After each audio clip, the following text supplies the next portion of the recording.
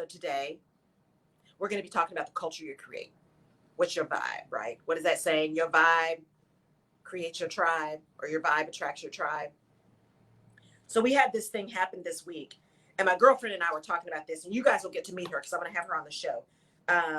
LAG Productions. She has been producing jazz artists and concerts and festivals for over 20 years.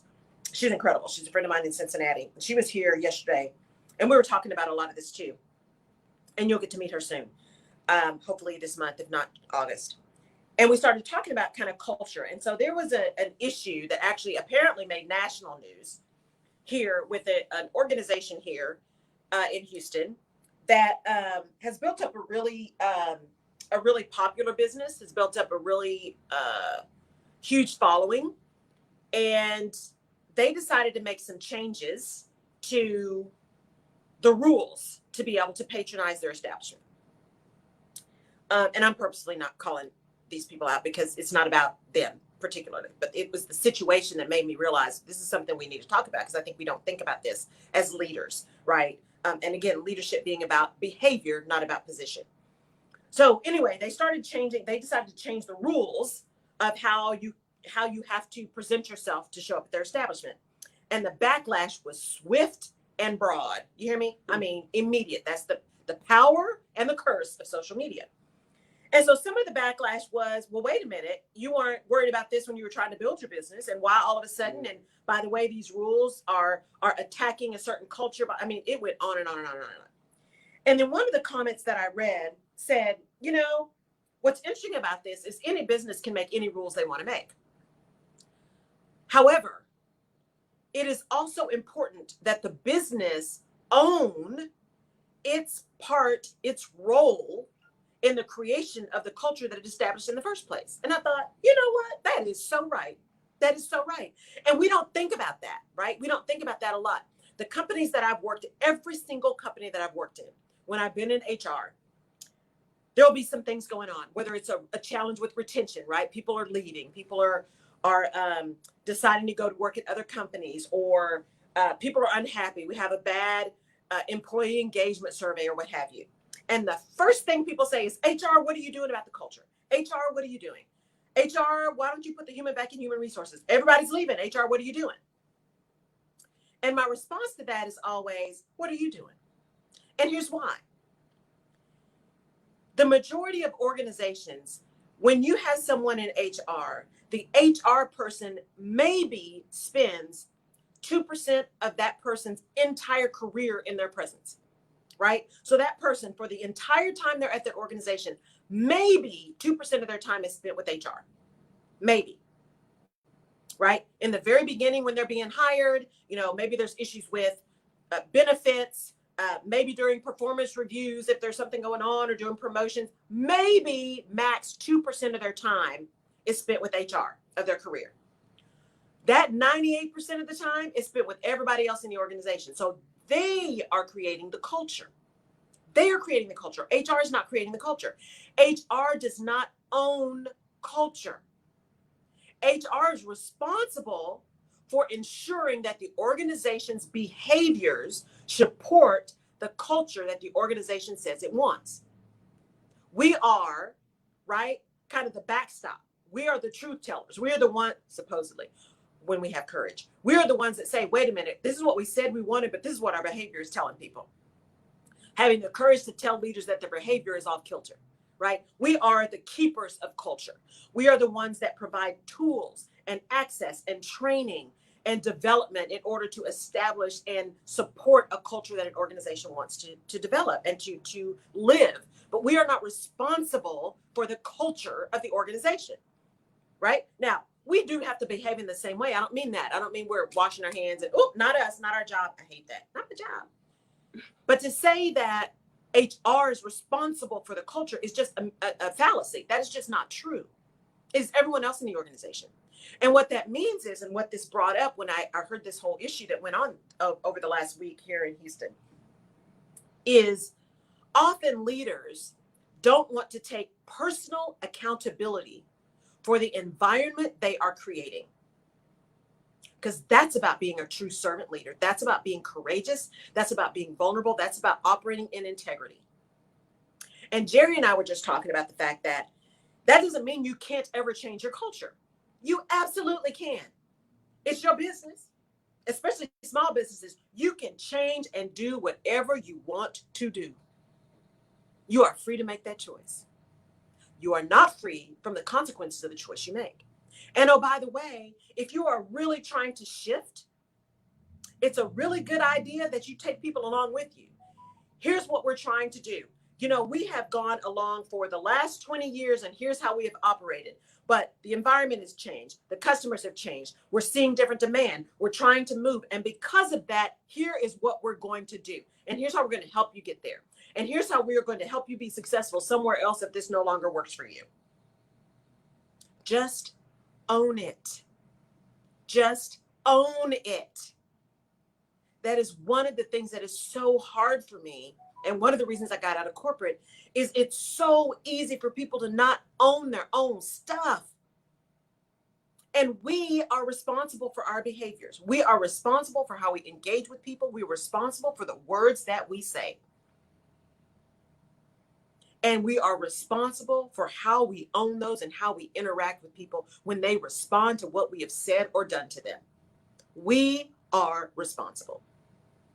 And so what came up when I heard all this stuff and started reading all these comments is, you know, this particular organization in nothing that I saw.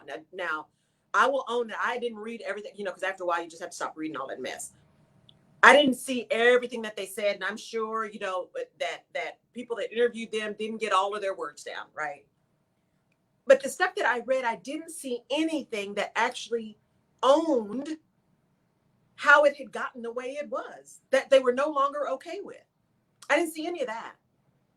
I didn't see any of the this is how we did it. You know, we were and if even if they had said something like, you know what, we were trying to get off our feet. We were just trying to we were focused on the business, right? We were focused on getting food out. We were focused on delivering. We were focused on staying here through COVID.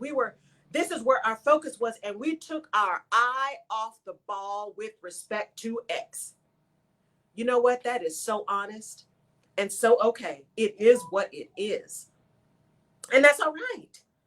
Right? We all get into those situations where our focus gets so, tunnel vision on something that we lose perspective on all the other things that are connected.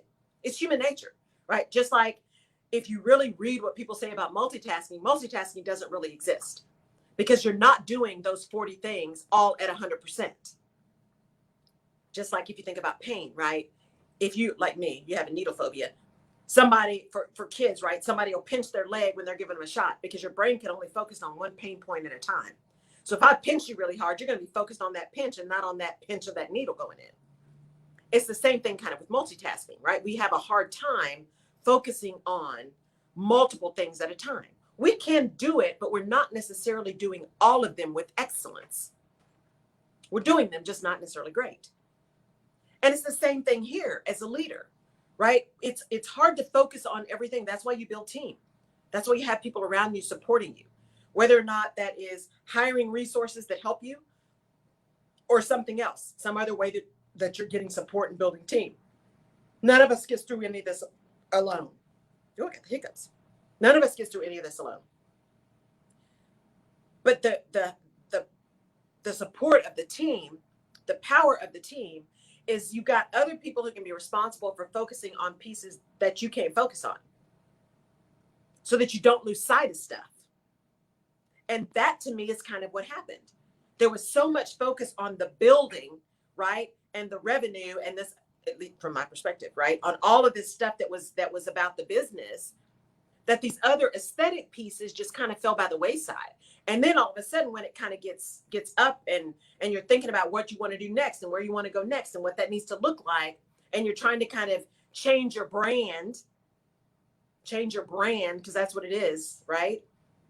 Then it's hard. You're all of a sudden, backtracking, and people are confused, and rightfully so. And you may be confused too. And we should be changing over time. Brands change. I'm doing some rebranding myself on my website. because it no longer, the one that I created as I have shifted, no longer fits. Now, it's not completely done yet. I'll let y'all know. I'll make an announcement when it's all nice and pretty and new. It still functions, by the way. If you need to find me, just go to laurelrutledge.com and find me. And you can download the podcast there. And you can connect to the radio show of laurelrutledge.com. All one word. So really think through, as a leader, think through what is that culture you're trying to create? And what is your responsibility and your behavior that created the one you're now trying to change? And own that. Because people get confused. And the people who wanted to support you and who supported you under that old culture are going to feel disenfranchised. They're going to feel put upon. They're going to feel rejected. They're going to feel angry. They're going to feel confused. Now, if you don't care about that, okay. But if you care about that, at least make an attempt to help people understand what you're doing and why, so that they can figure out what that means for them. And they can make a conscious decision about how they want to interact with that. And so again, nobody's saying you can't change. The only thing constant is change. You can absolutely change who you are, where you are, what you want to do. You can change all of that. And as you change, there are people who are going to stick with you and people who are going to fall by the wayside. There are new people who are going to come into your circle. And all of that is about movement and growth and morphing and shifting. And all of that's good. And all of that's hard. And all of that requires an ability to be really true to you, to be really honest about who you are and what you're trying to do, and to be willing to talk about why, to be willing to talk about the reasons and the purpose and the new movement and where you're going, so that people can stick with you and continue to support you if that's what they want to do. But you have to give people something that helps them do that. You have to give people something that says, no, we acknowledge it, and we acknowledge who we are in this whole fight, right? Who we are in this development, who we are and where we got to now. And we acknowledge the change that we have to make to get to the new place. It's that whole idea of transparency and vulnerability. You know, true leaders and the strongest leaders are willing to show some humility and some vulnerability, to show that they're not perfect, to show that they are fallible, to show that they make mistakes. But the power is not in sitting in that mistake and wearing that as a badge, but showing how you moved through that mistake, got to the other side, and how now you've got a battle scar that helps you the next time not make that same mistake again. I tell people all the time, I am going to make mistakes, but what I try not to do is make the same mistake twice. I try to learn from the mistakes that I made so that that one doesn't occur again. Now, I can't guarantee the next one won't be worse. But good morning, Cynthia.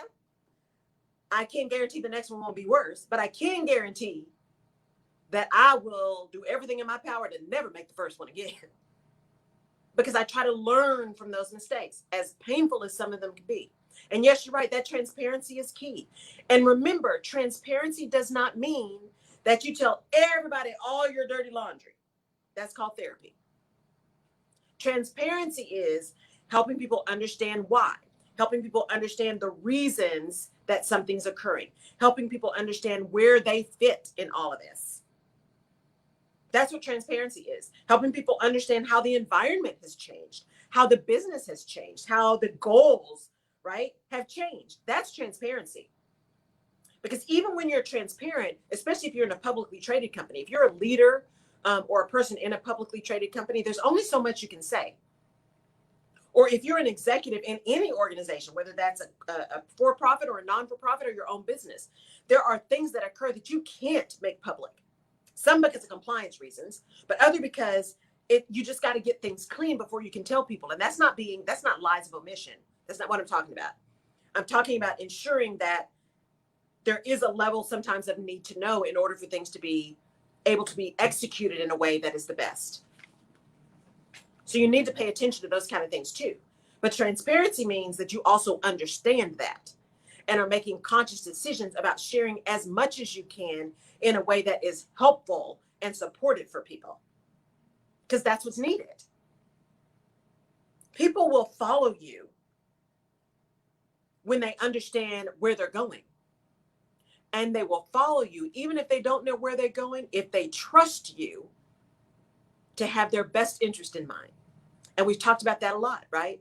Trust comes in, right? Trust can come in on a Greyhound bus. It takes forever to build up trust. It leaves on a Maserati. It takes one thing to lose that trust. And so this organization that is trying to change this culture like overnight has, I'm sure, lost some trust of some people, right? Because they're no longer, today, they're not who they were yesterday. And there was no kind of transition. So people are going to have a hard time trusting what to do next, trusting that they're going to be taken care of, trusting that it's safe. People need to feel safe. And you do that so that those who are looking to you for guidance, for leadership, know where you're going, and you can get the best out of them. You know that they can operate at their highest and best self because they're not worried about being safe, because you've been as transparent as you can.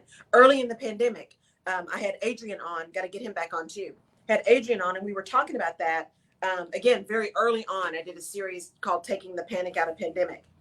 And we talked about how, you know, one of the things you need to do is you just need to tell people. If you're getting ready to have to let people go, you need to tell people. If you're going to try to change your business during this time, you need to tell people. If you're going to say, you know what, here's what we're going to do. We're trying to keep every job. And in order for us to do that, we got to cut everybody's pay by 10%. Tell people. Again, not everybody's going to like what you say, but if you tell them and you tell them why, at least they understand it, and then they can make a decision. And they're either in or they're out. But then you all know kind of where you stand. And you can move forward accordingly. And that's the whole idea. You want people to be able to align with you. You want people to be able to understand where they're going, because leaders are comfortable with people having information. And leaders are comfortable saying, I don't know, but here's the plan. I don't know the answer to that. I saw a post the other day that was about teachers. And the individual said, you know, I had a teacher a long time ago that when I asked the question, the teacher said, you know what, I don't know, but let me do some research and I'll get back to you. And they said that was a pivotal moment for them, because it showed them that, one, that teachers weren't perfect, but that they were willing to say, I don't know, and then go find out. So not only did they learn the power of that honesty and that vulnerability, but they also learned the process of saying, I don't know, but I'll find out. So that experience of saying, oh, I can say I don't know, but I also can say, oh, I can go find out how it is. I have the power to go find an answer. There's a lot in that. We talk about how some of the challenge with this whole pandemic and kids not being in school, especially younger kids, is there's so much learning that happens through experience, right? It's experiential learning. So much happens through experience. How do we interact with people? How do we socialize with people? How do we respond to conflict? How do we figure out how we're going to answer stuff? How do we show up? How do we learn who we are? We learn who we are by being, by doing, by showing up, by experiencing situations where we have to respond and figure out how we're going to do it. That's how we learn that, by continuing to show up. I am learning how to be on radio from the esteemed Jerry P. Beasley, producer extraordinaire, by showing up. And I've still got a lot to learn, but I'm loving it. And I keep showing up. And every time I show up, and I try to get here early so Jerry and I can have a conversation, we always have a conversation about something else that's coming up. Always. And what we can do next and how that can move forward. And what she's doing with the station, which, by the way, sidebar, if you are not, you need to follow KCOH TV Radio, The Boost.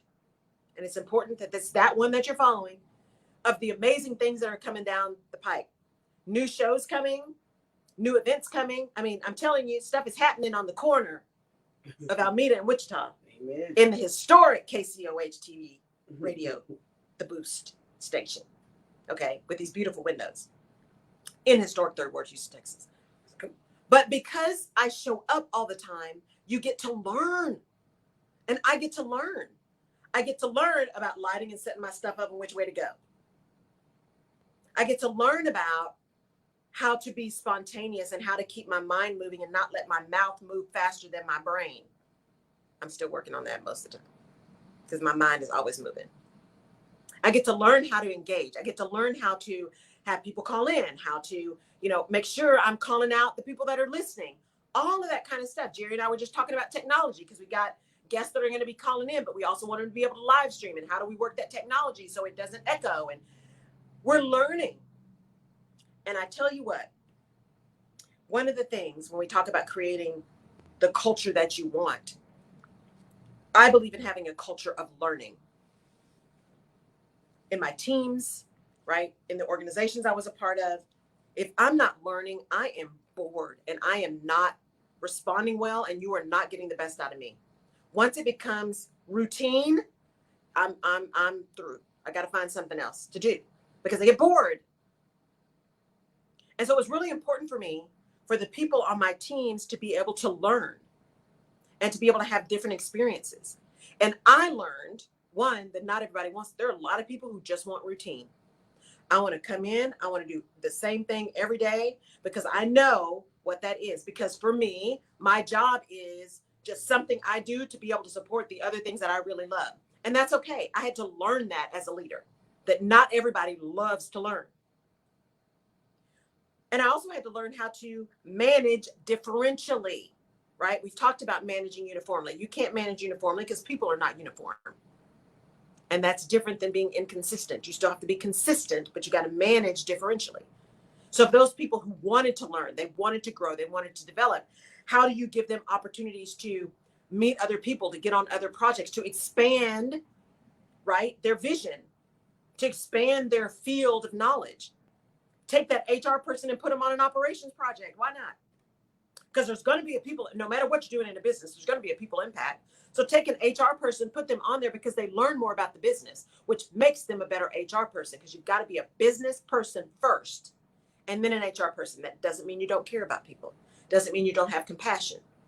But if you don't understand the business and can help the business manage well its human capital asset, no disrespect to the fact that we are people and not assets, the human capital aspect of the business, then nobody has a job.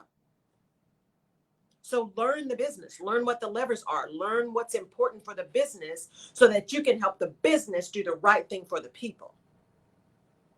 And you can help find the right people for the business. It's pretty simple for me. Not rocket science from my perspective, right? It all ties in. Because if you don't have a business, you got to have people to have a business. If you don't have people, you don't have a business.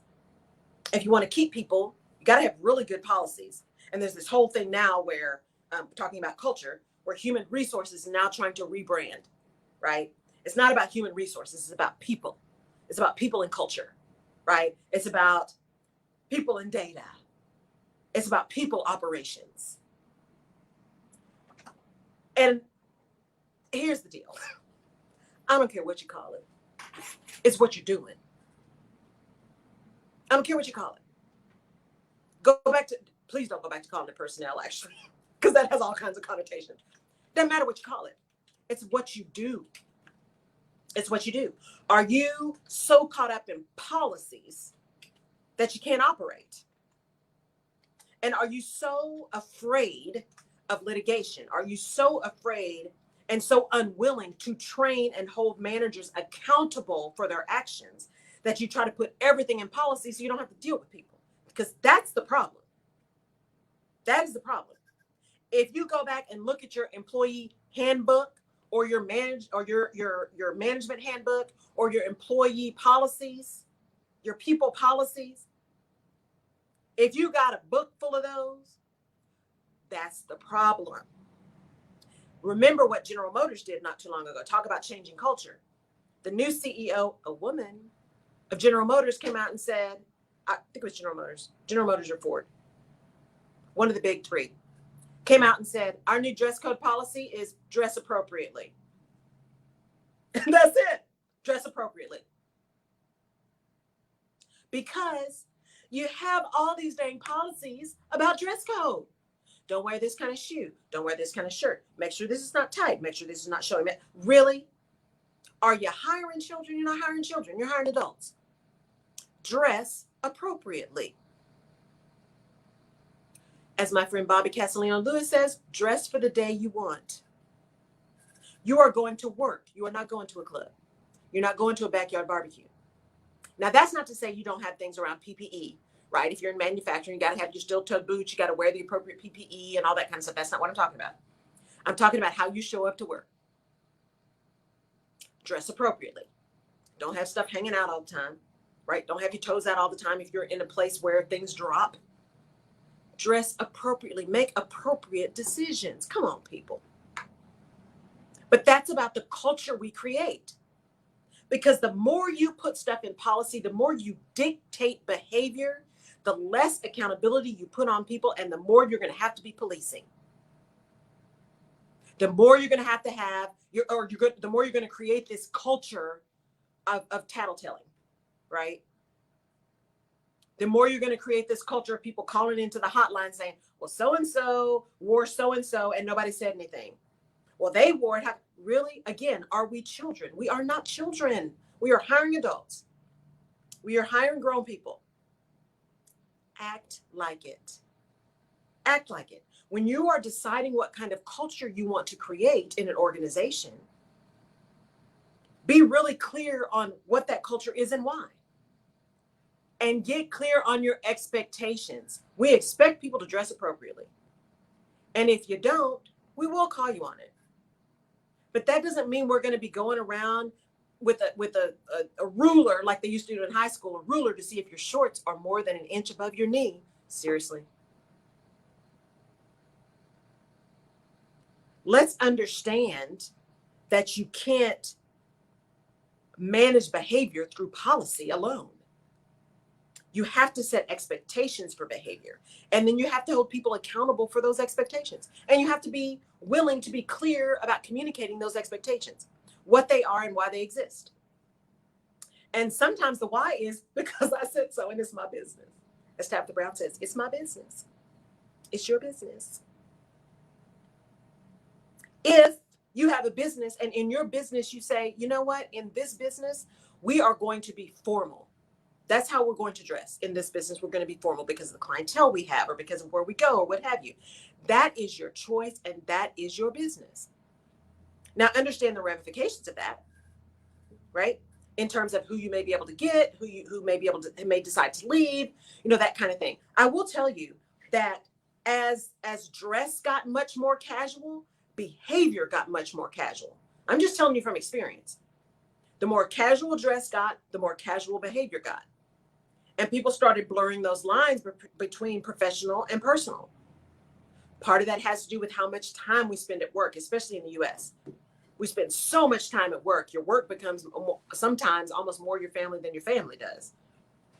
And so those lines sometimes get blurred. That is one thing for me that I was always very cautious of. Now, part of that is just because how I'm wired, right? So there are I have tons of acquaintances who are really cool people. And I really enjoy them. But my circle of really tight friends is small. And those are the folks who really know me. And that's that begins to have that cultural divide, right? When you talk about this culture you create. The challenge sometimes in corporate cultures is that many times people are only comfortable with you if they know everything about you. They want to know all about your kids, about your marital status, about what you do on the weekends, what your house looks like, what kind of car you drive, what kind of food you eat. They only feel comfortable if they know your blood type. And that can be a cultural divide. Because in communities of color, especially Black communities, you grow up saying, don't put your business in the street. You don't need to tell everybody everything. Don't air your dirty laundry. I mean, that like from birth, from the womb, you said, don't put your business in the street, right? And so, but we have to decide from a cultural perspective, when we then go into those environments, we have to decide how we're going to show up authentically as ourselves, how we're going to engage, understanding that the culture has a need to know how much are we comfortable sharing with of ourselves with others, so that there's an ability to build relationships without us feeling like we've had to just completely open up our entire lives to people. And there is a line, and only you can draw that line. You can absolutely be authentic. You can be open. You can be connected without telling people your blood type. You can. It is possible. I've done it. It is possible. But that means you got to get really comfortable with you, which gets back again to the culture you create, the brand you're creating. How are you showing up? How do you interact with people? Are you appropriate when you go into situations? Are you the person that goes to the corporate party and is the life of the party at the corporate party? Are you the person that everyone can approach and you always tell the truth and you're engaging and you're approachable? But there's a line, right? Are you the person that forgets what their limit is at the corporate party? Are you the person that brings the party no matter where you go? Are you the person that always brings the cupcakes? Are you the person that's always the first one there, always the last one to leave? Are you one in the meeting that never says anything? Are you the one in the meeting that always has something to say, whether it's relevant or not? What culture are you creating? What brand are you creating around you?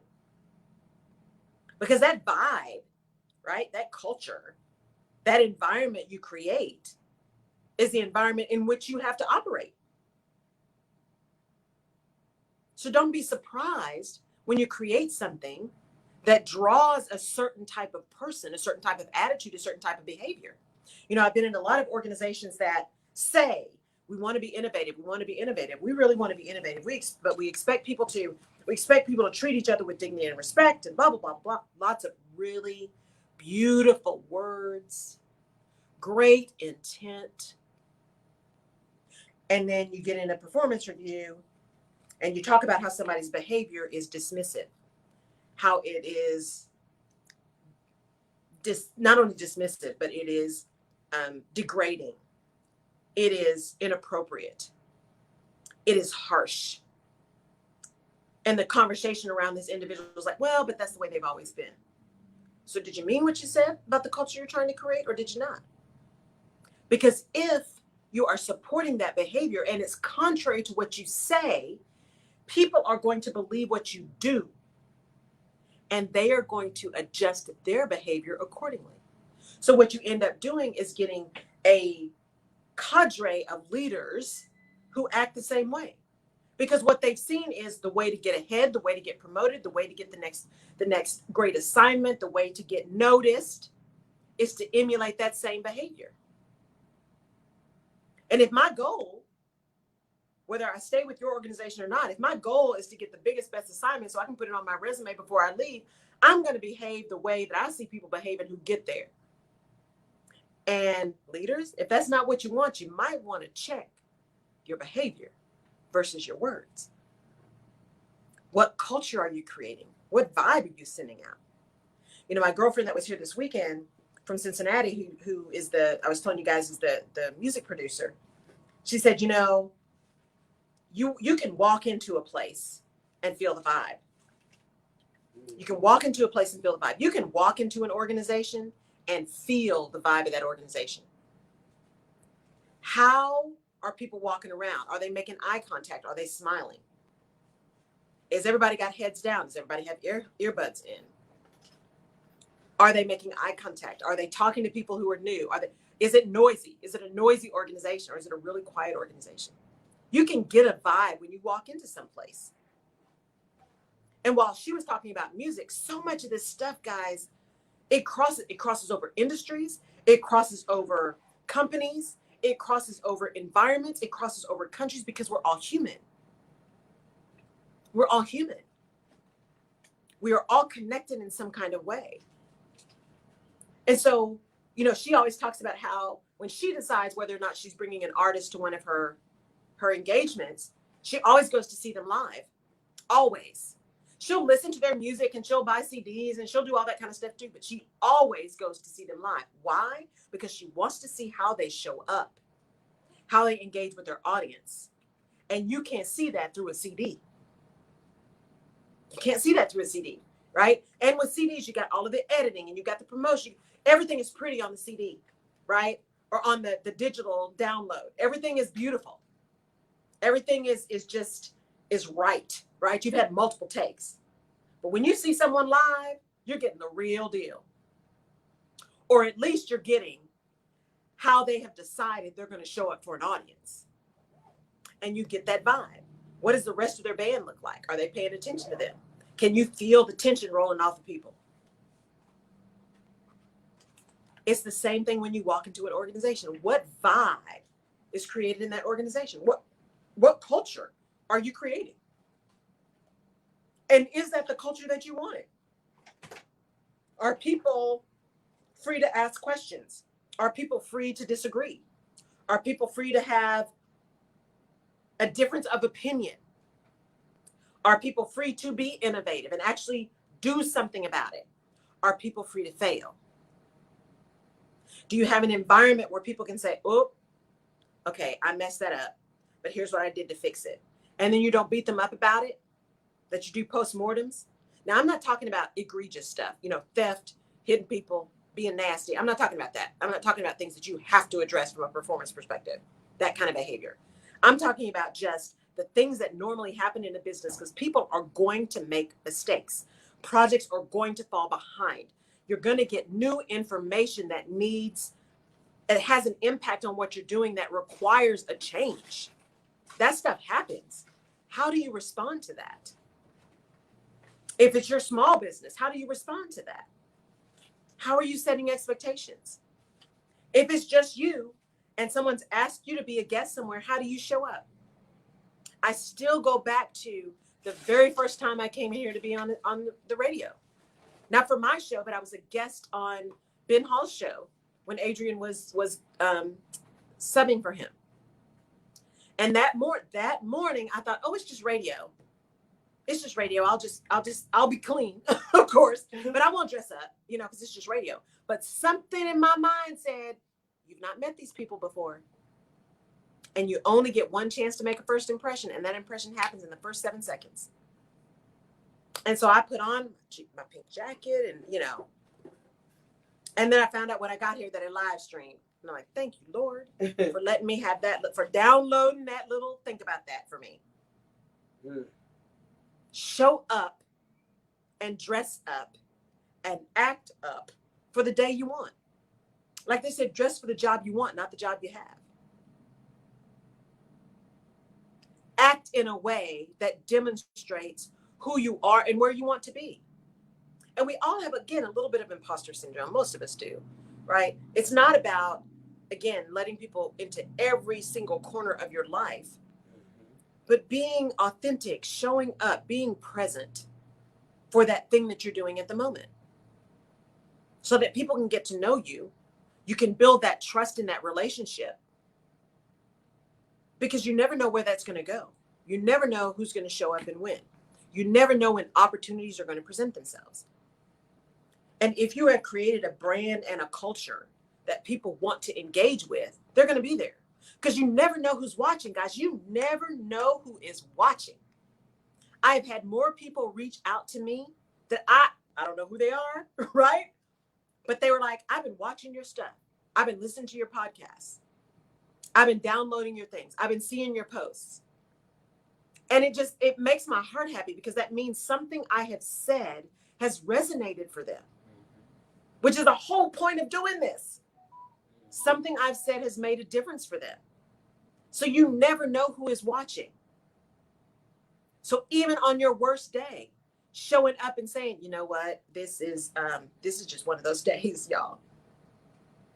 I'm having a tough time today.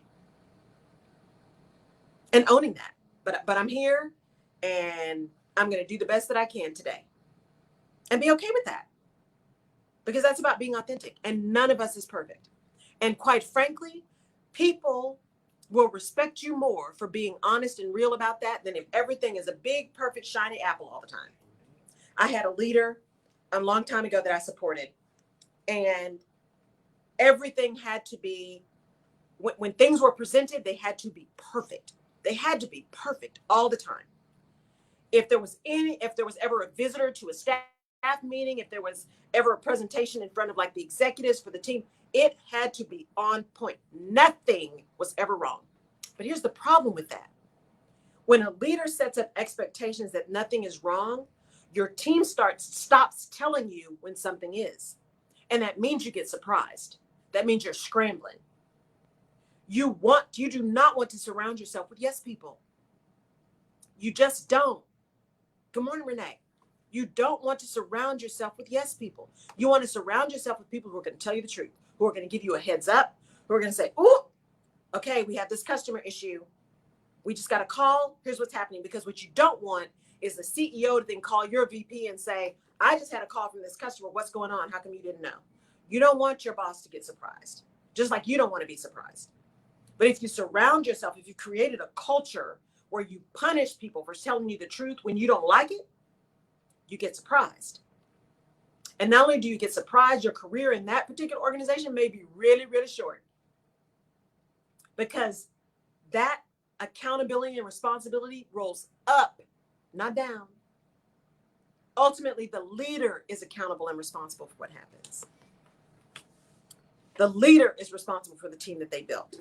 The leader is responsible for helping people get on the same page and move. The leader is responsible for changing the team when it's necessary. The leader is responsible for telling the truth. The leader is responsible for the culture that they establish. And again, leadership is about behavior, not just position. Leadership is about behavior. You can lead from the back. You can lead as an individual contributor. When we were doing negotiations, union negotiations, one of the key things in union negotiations is finding out who the influencers are. Who are those influencers in the company? Who are the people that everybody listens to? Because those are the folks you need to get to and make sure they have the right message. Make sure you get them bought in. Those are the folks you go after, because they are the leaders, and they may or may not be the union rep.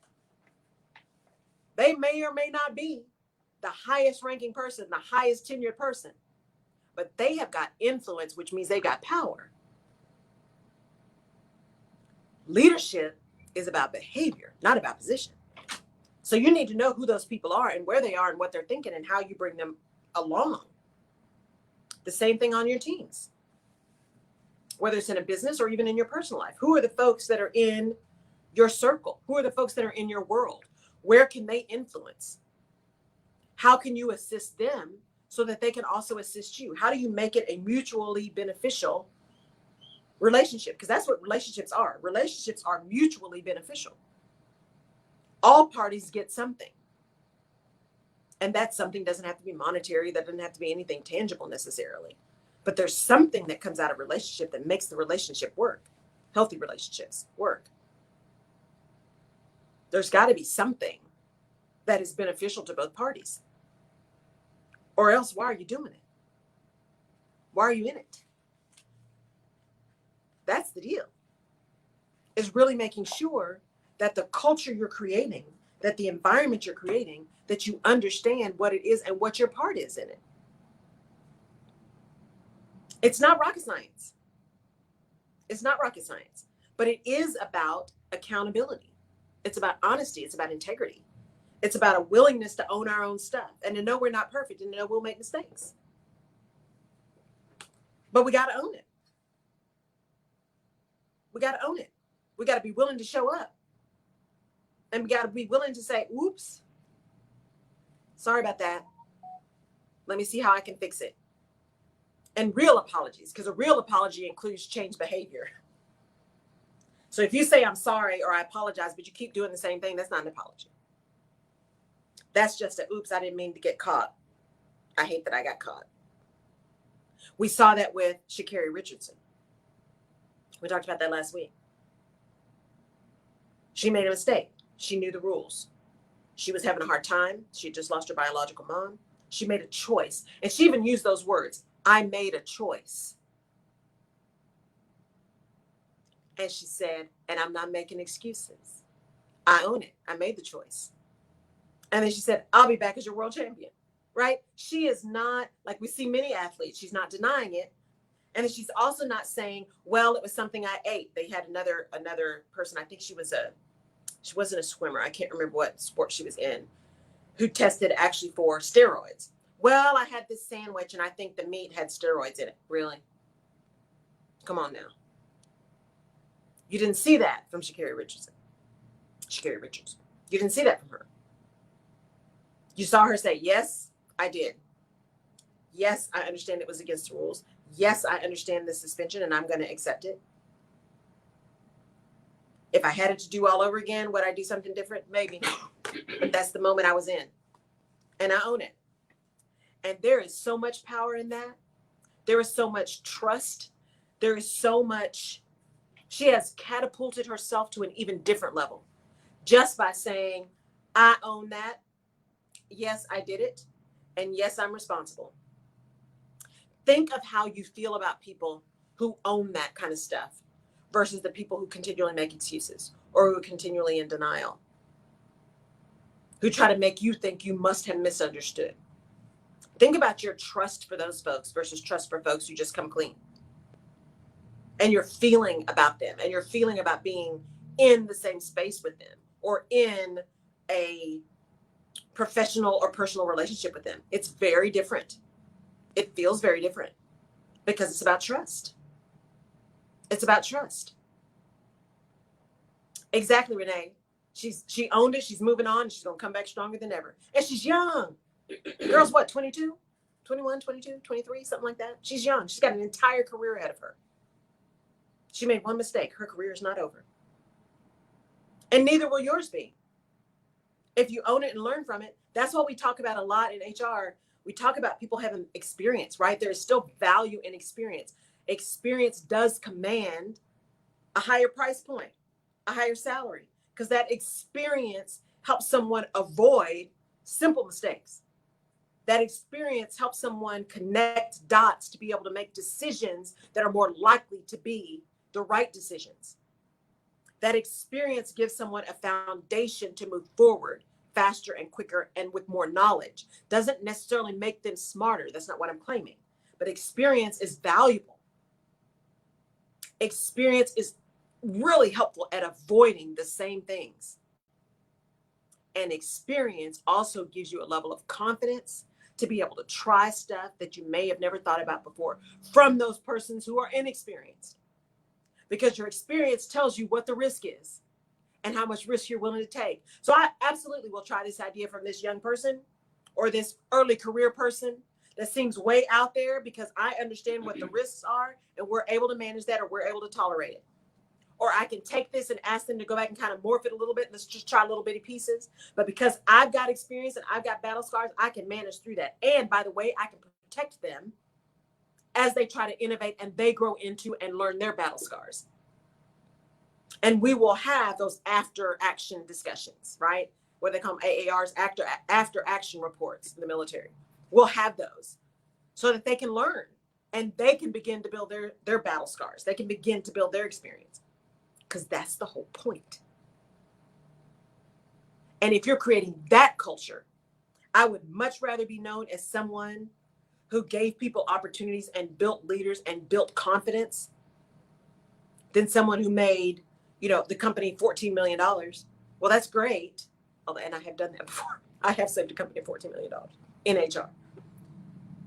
I would rather be known for the next leaders that I create, the next leaders that I build. And I shouldn't say create, the next leaders that I help to build. Because you build your own leadership. I would just love to be able to be a part of that on the way. That's why I started my courses in career transformation, leadership transformation. If I can be a support and a help along your journey so that you can at least avoid the pitfalls that I made and make your own, but have the knowledge and the confidence to be able to make those and move through those, then I've lived that purpose. I've created a culture of acceptance, a culture of high expectations, but a culture of compassion around that that says, you can fail with me. You can be vulnerable with me. You can be unsure with me. Because through that, we can get you to your confidence in your competence. The guy who does, there's a commercial, they just did a new commercial. And I didn't really listen to it because I was so irritated that it wasn't the old one. The SNHU, the Southern New Hampshire University, the one online, the commercial that had been playing for a long time, he talks about, and I'm gonna get it wrong, but this is essentially what he said. He said, everyone is born with talent. It's just that not everyone gets the same opportunity. So talent is distributed equally, but opportunity is not distributed equally. And I thought that was so powerful. And I've been seeing this commercial for a year or 2 or 3, however long it's been running. It's the first time I really heard that. Talent is distributed equally. Opportunity is not. That's good. And that goes to everything that we talk about here. Everybody has talent. Everybody has skill. It's all different, but everybody's got it. How do we create the opportunities for people to utilize their talents? And how do we create environments where people can figure out what their talent is? What is the work you want to do? Don't tell me the job you want to have. Tell me the work you want to do. And then we can figure out what that looks like in terms of a job. All right. So think about the culture you're creating, guys. Think about the vibe you put out there. Because what you put out is what you get. Think about that as you go into this next week. Okay, closing statement. Yeah. And before we get ready to go, when you said about be a person that gives opportunities, give young people room to grow, gives other people opportunities. And I've always done that. It was a young lady that I gave an opportunity to the other day. And I was so excited for her, you know, to get the lead role. And she's never been in it or whatever. And she knew the timeline we were on and to show up for the filming and all of that. No show, no call, no nothing. And it was like, really? And so I looked on Facebook and so there was a lot of activity. She was at some other event. And now she's saying, you know, hey, I misunderstood the day or whatever. And I knew a time that I would have let other people get by with that and just say, okay, give her another opportunity. But doesn't a leader have to know the season that they're now in and say, okay, no, this is a red flag. I'm not saying it's over for you, but I'm saying it's not now for you. Right. How about that? Yeah, no, I think, and that's the thing about leadership, right? I talk all the time with a lot of leaders about, you know, you got to be really honest about who you've got on your team. Yeah. And what expectations you set and how clear you were. It is not unkind to be clear. And you also got to pay attention to people's behavior because people will show you who they are. Believe them the first time. Believe them the first time. And so you can give people a pass if you choose to, but then manage your expectations around that, right? It's just like if I have someone that I know, right, every time we give a date, every time we give a date, they're going to say, oh, I misunderstood. I am no longer going to count on you. I'm not going to write you off, but I'm no longer going to put you in a position where I actually have to count on you, and your inability to be reliable impacts my ability to be successful. That's good. So like you said, I'm not writing you off. I am just no longer using you in the same capacity if I choose to use you at all. Yeah, because that is a red flag. And that was one of my things. You have to be integral to even, you know, even do anything with me at this point. And then I like what you said about the vibe. We create the vibe. The vibe comes in. You and I came in here and we were blah, blah, blah, blah, blah, blah, blah. And because the vibe was right. We were talking about production. We were talking about open doors and opportunity. So as a leader, how important is it to create that vibe where other people come and feel that same vibe and give that energy? But what if that energy and vibe is there, but they don't bring that, and it's just like pulling teeth? Yeah, I think it's not an exact science, right? It's an art, and so you have to know you. You have to know you, for sure, and through that, you have to decide how you're showing up and what vibe you want to create, and you got to pay attention to what energy is around you. And for me, you know, I absorb other people's energy. And so I can feel that when the energy is off. And then I have to make a decision. Is that energy off because that person's just having a bad day? Because we all have a bad day. Or is this something that I'm consistently seeing and we may have to make another decision, right? You just have to be in tune. You have to really be in tune and pay attention. Okay. Not necessarily do knee jerk. If there's not immediate danger, you don't necessarily have to do knee jerk, but you need to pay attention. You're like, that's a data point. Let me pay attention. Normally, the first data point, unless it's really, really bad, the first data point, I may be like, okay, Let me just pay attention to that. Second time, I'm like, yeah, see, this is a pattern. By the third time, I'm like, yeah, we can't. Now I got to deal with it. Right. And sometimes the second time, depending on what it is. But you just got to pay attention. You don't always make a decision based on one data point. In fact, most of the time you shouldn't, again, unless it's truly, truly bad or harmful or dangerous. In other points in time, you just kind of give yourself an opportunity to sit and see, was that an environmental response or is that a behavioral response? And either way, I just need to know so then I can make a decision. That's good. And when you talked about the companies making changes and as we're coming out of the pandemic and some changes, and I said this the other day on the air, I said, I honestly can see why many people have opted out from going back to work because you found an easier way to do it and still productive way to do it.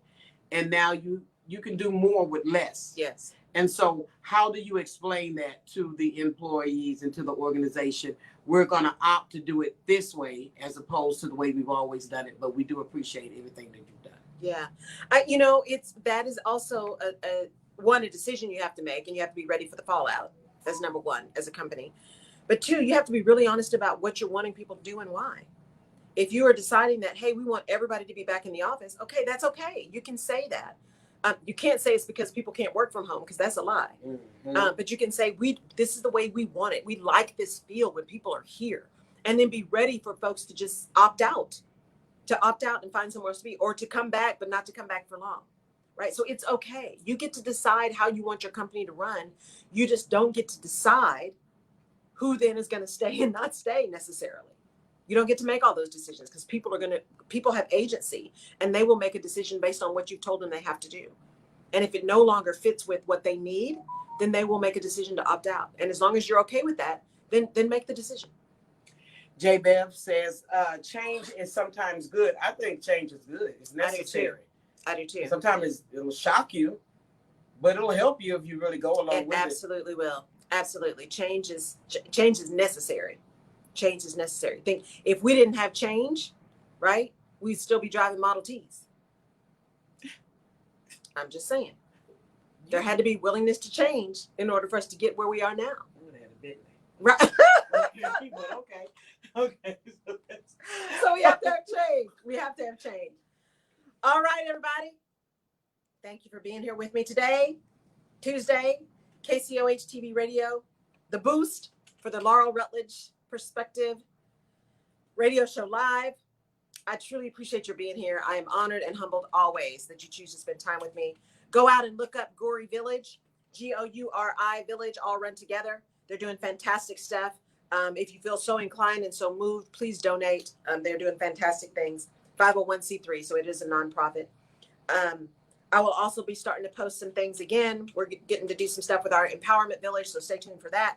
Lots of stuff coming as we enter the fall and go through the summer. So thank you for being here. We'll see you next week. Bye.